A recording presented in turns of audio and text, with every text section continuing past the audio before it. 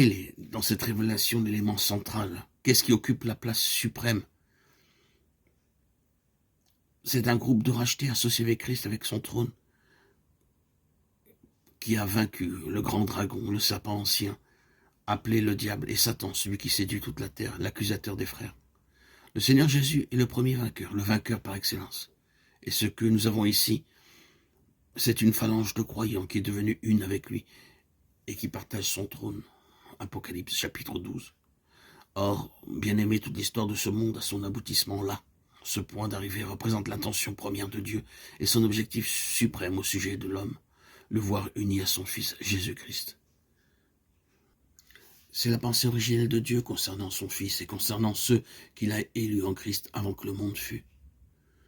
Sa pensée concernant son Fils et ceux qu'il a élus en lui dans le passé éternel était la suivante, qu'ensemble ils en vinssent un jour à régner, à gouverner et à administrer cet univers pour Dieu et avec lui. Qu'ensemble ils eussent partie liée avec le trône de Dieu pour l'administration et le gouvernement universel. Cette pensée-là, cette vérité-là est sous-jacente, tout au travers des Écritures. C'est sur cet objectif-là que Dieu a son cœur.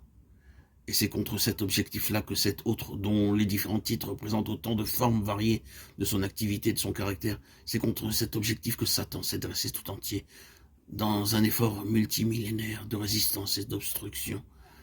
Mais Dieu suit sa pensée, sa décision est prise, son plan pour nous en Christ est arrêté.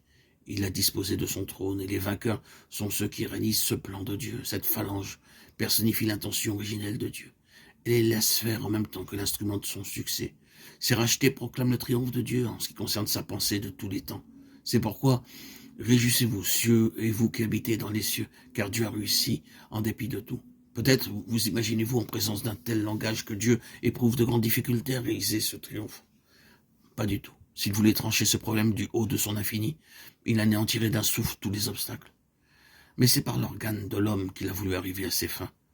Par l'homme et pour l'homme, et cela représente une terrible bataille.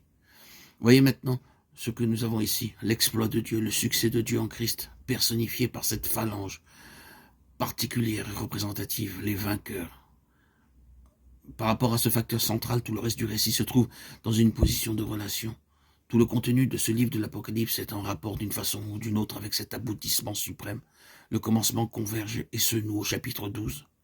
Et le reste du livre n'est que la résultante, le dénouement de cet événement de premier plan.